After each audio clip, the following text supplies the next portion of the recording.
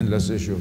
Well, then I would like to take it over actually to the West and the issue of modernism and divisions in the West, because it's interesting that since 9/11, the media, sort of popular speakers, they have this model of the West versus the East, or the West versus Islam. But before 9/11, we had plenty of Western writers who talked about a conflict between modernism and Christianity, or modernism and the tradition as was brought to Europe. So you have T.S. Eliot, Ezra Pound, Oswald Spengler, Rene Guénon. So I'm wondering, is this tension that people feel, and that's a real feeling of a tension, is it really the West versus Islam, or is it more subtle? Is it a matter of modernism and modern worldview in conflict with the authentic traditions in the world?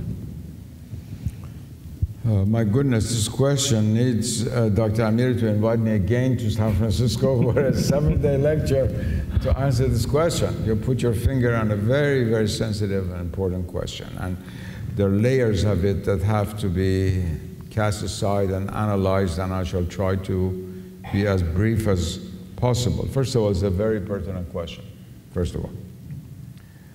What has happened is the following. Of course, for centuries, secularism and modernism were winning the day in the West. And although at first Christianity tried to resist these movements, forces, slowly began to adopt these movements, and in fact take pride in it that these came from Europe. And how many hundreds of books do we have that modern science could only arise with the background of Christianity? That's before the environmental crisis. Now nobody writes this nonsense anymore, but you have whole libraries of this kind.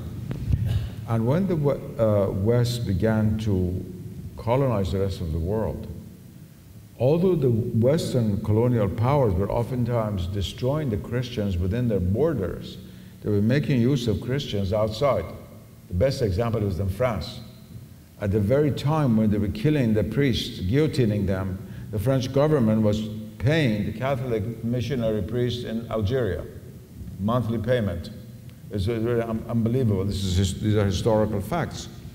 And so the idea was that the West is coming with a wonderful new message, that of modernism, and spreading also Christianity, thinking at first that Christianity was going to spread throughout Asia, not because of the innate value of the message of Christ, but because the injections were more effective in the West. That is because of veterinary medicine and all the advantages of modern material culture, modern material civilization. But that didn't happen, except in the Philippines.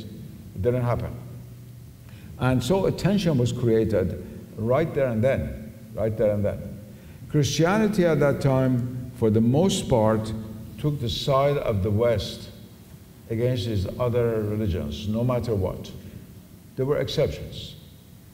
Pierre Foucault, for example, in North Africa. Bede Griffith in India. Pierre Rousseau in India. There were few exceptions. But by and large, this was how the sides faced each other. Then came the Second World War, and the death of so many people that before the Second World War, a few voices had mentioned, like Rene Guénon, most of all he, but also T.S. Eliot, Ezra Pound, a number of great Western poets. Poets are usually sensitive more than ordinary prose writers to these currents about that something is very wrong, notes on the definition of culture, the four quartets, the life of Alfred J. Prufrock's incredible poems of T.S. Eliot on the decrepit state of modern man.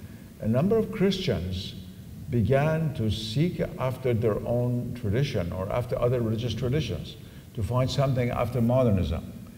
And although this had begun earlier in the 20th century, it increased a great deal after that.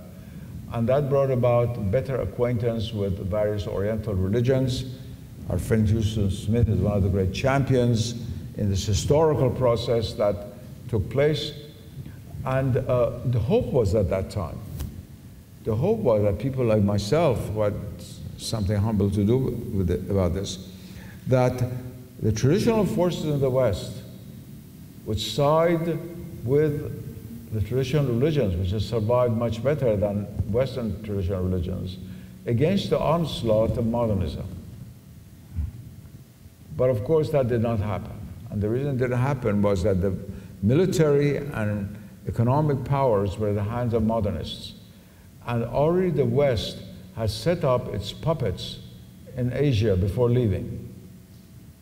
And where you didn't have Western puppets, you had Mao Zedong, which is intellectually a child of the West, Marxism. Marxism is not an outgrowth of Neo-Confucianism, obviously.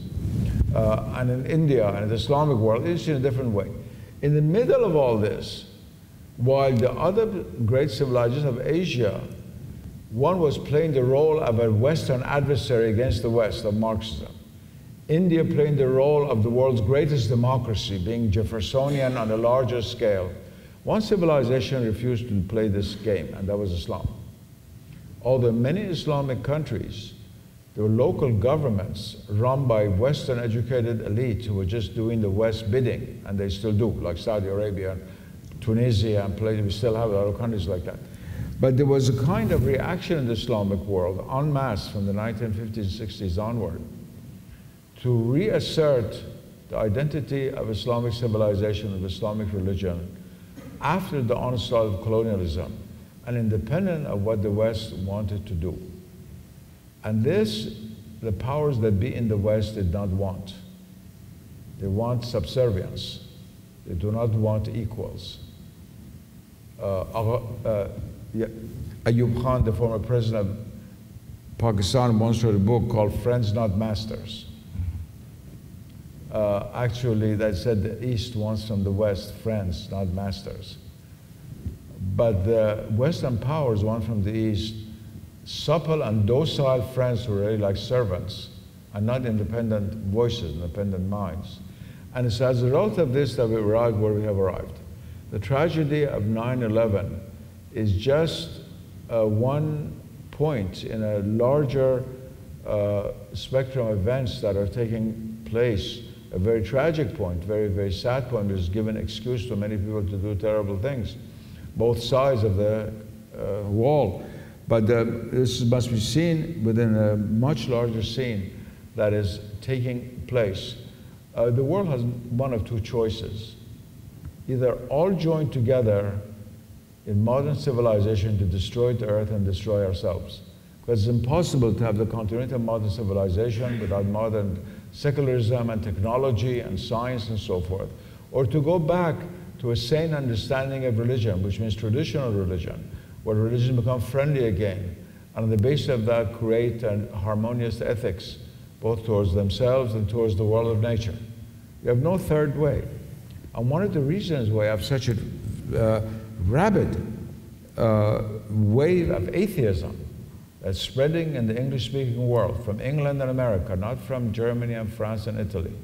The people like Dawkins and Higgins and Dennett, and now Hawkins has joined their camp, and this aggressive atheism is because of the fear that the other plan may succeed. What would happen if tomorrow the Pope would declare, or the heads of the Protestant churches, that we are on the side of traditional Muslims in the defense of the faith of praying 5 times a day rather than once a month, against all the secularism that is trying to destroy religion? It's against that possibility that you have this now, this wave of very unintelligent people who call themselves brights and call us who believe in God as stupids, whereas they don't have the intelligence of a 5-year-old child. They only debate with high school dropouts in order to show how brilliant they are, unfortunately.